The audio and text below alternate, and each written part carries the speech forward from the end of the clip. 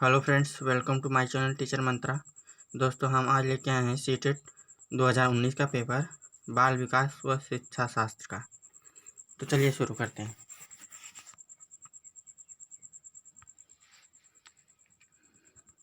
Question number 1, भाषा के अर्जन एवं विकास के लिए सर्वाधिक संवेदनशील अवधि कौन सी है?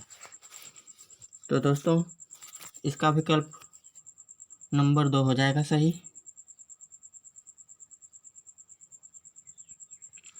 प्रारंभिक बाल्यावस्था। अगला क्वेश्चन,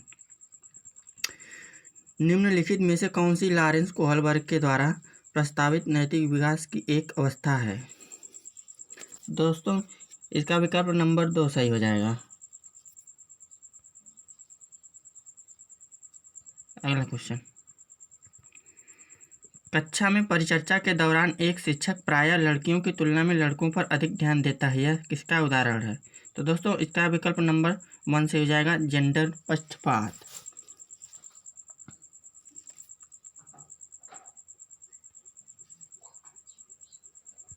अगला क्वेश्चन,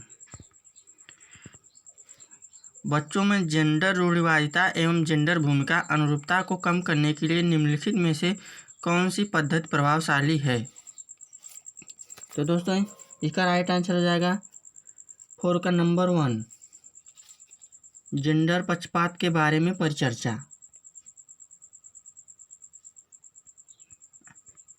अगला क्वेश्चन, निम्नलिखित में से किस मनोवैज्ञानिक ने बच्चों को ज्ञान के सक्रिय जिज्ञासु के रूप में देखते हुए उनके चिंतन पर सामाजिक एवं सांस्कृतिक विषय वस्तुओं के प्रभाव को महत्व दिया है? तो दोस्तों, इसका राइट आंसर हो जाएगा लेव वाइगोत्स्की। विकल्प 2। अगला क्वेश्चन, जिक्सा पहेली को करते समय 5 वर्ष की नजमा स्वयं से कहती है, नीला टुकड़ा कहाँ है? नहीं, यह वाला नहीं, गाढ़े रंग वाला, जिससे यह जूता पूरा बन जाएगा। इस प्रकार की वार्ता को वाइगोत्स्की किस तरह संबोधित करते हैं? तो दोस्तों, इसका विकल्प नंबर हो जाएगा 1, व्यक्तिगत वार्ता।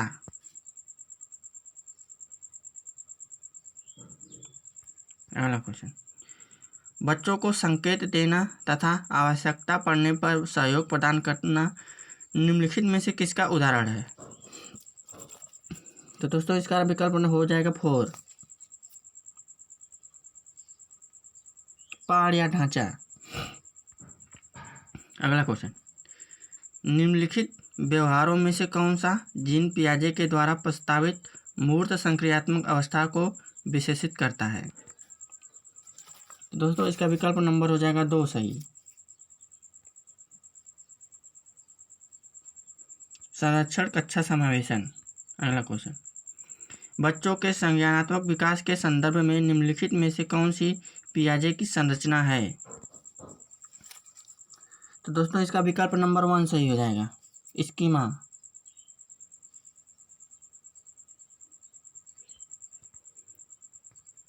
अगला क्वेश्चन, आकलन का प्राथमिक उद्देश्य क्या होना चाहिए?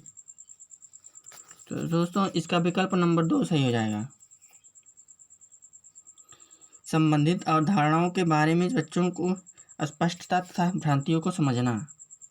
दोस्तों, हम खाली इसका बस उत्तर देते चल रहे हैं। निम्नलिखित कथनों में से कौन सा बुद्धि के बारे में सही है?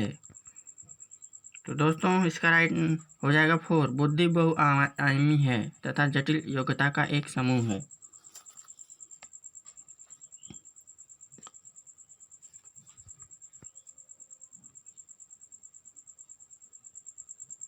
अगला क्वेश्चन, रोही हमेशा समस्या के एकाधिक समाधानों के बारे में सोचती है, इनमें से काफ़ी समाधान मौलिक होते हैं, रोही किन गुणों का प्रदर्शन कर रही है? तो दोस्तों, इसका राइट हो जाएगा 1, सृजनात्मक विचारक।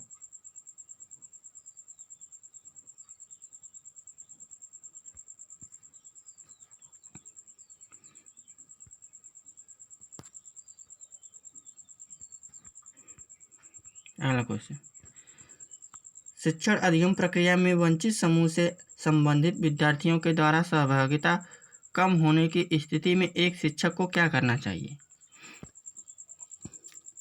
तो इसका राइट आंसर हो जाए 4। अपनी शिक्षण पद्धति पर विचार करना चाहिए तथा बच्चों की सहभागिता में सुधार करने के लिए नए तरीके ढूंढने चाहिए। अगला क्वेश्चन, एक समावेशी कक्षा में एक शिक्षक को विशिष्ट शैक्षिक योग्यताओं को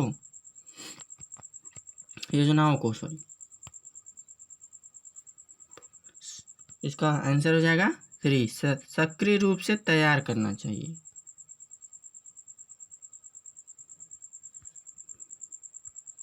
अगला क्वेश्चन, पठन वैफल्य बच्चों के प्राथमिक लक्षण क्या हैं? इसका हो जाएगा नंबर 3, धारा प्रवाह पढ़ने की अक्षमता। अगला क्वेश्चन, शिक्षा का अधिकार अधिनियम 2009 में उल्लेख की गई समावेशी शिक्षा की अवधारणा निम्नलिखित में किस पर आधारित है? तो दोस्तों इसका राइट आंसर हो जाएगा नंबर 3,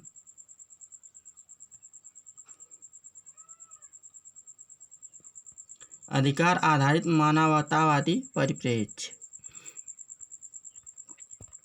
अगला क्वेश्चन, संरचनावादी ढांचे में अधिगम प्राथमिक रूप से अवबोधन की प्रक्रिया पर केंद्रित है। आप विकल्प नंबर 4।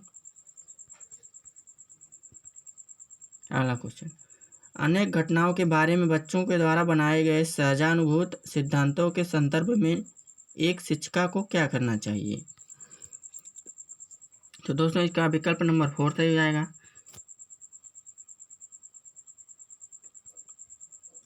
प्रतिकूल प्रमाण एवं उदाहरणों को प्रस्तुत करके बच्चों को इन सिद्धांतों को चुनौती देनी चाहिए। छात्र केंद्रित शिक्षा शास्त्र की क्या विशेषता है? अगला क्वेश्चन,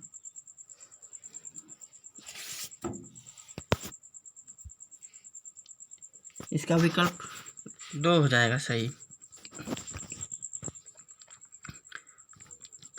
बच्चों के अनुभवों को प्रमुखता देना। अगला क्वेश्चन, संवेग एवं संज्ञान एक दूसरे से हैं। तो दोस्तों इसका राइट आंसर जाएगा 3,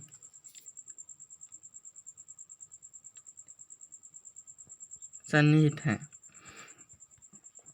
अगला क्वेश्चन, संरचनावादी सिद्धांतों के अनुसार अधिगम के बारे में निम्नलिखित कथनों में से कौन सा सही है?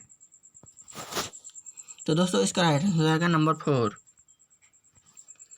अधिगम सक्रिय विनियोजन के द्वारा ज्ञान की संरचना प्रक्रिया है। अगला क्वेश्चन, विद्यार्थियों को स्पष्ट उदाहरण एवं गैर उदाहरण देने के क्या परिणाम हैं? तो दोस्तों इसका राइट आंसर हो जाएगा नंबर 1,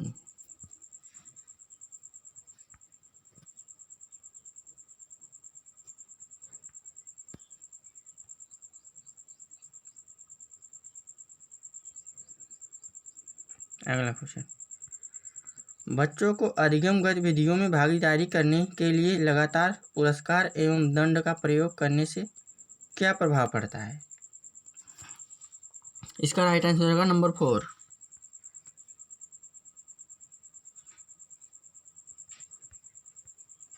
अगला क्वेश्चन, निम्नलिखित में से कौन सी प्रथाएं सार्थक अधिगम को बढ़ावा देती हैं? दोस्तों इसका राइट आंसर रहेगा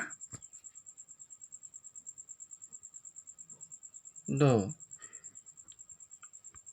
ये सेकेंड एवं थर्ड। अगला क्वेश्चन, शिक्षक बच्चों की जटिल अवधारणाओं की समझ को किस प्रकार सहज कर सकते हैं? तो दोस्तों इसका राइट आंसर रहेगा नंबर 4,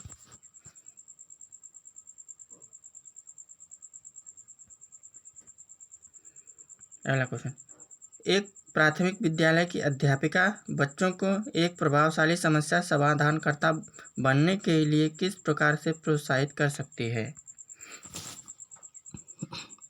तो इसका राइट आंसर हो जाएगा नंबर 4।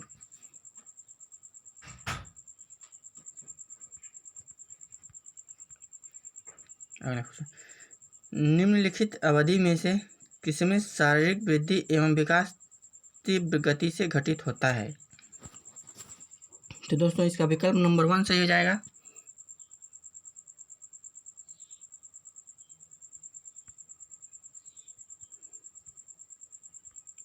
अगला क्वेश्चन, निम्नलिखित में से कौन सा विकास का सिद्धांत नहीं है? तो दोस्तों इसका राइट आंसर हो जाएगा नंबर 4।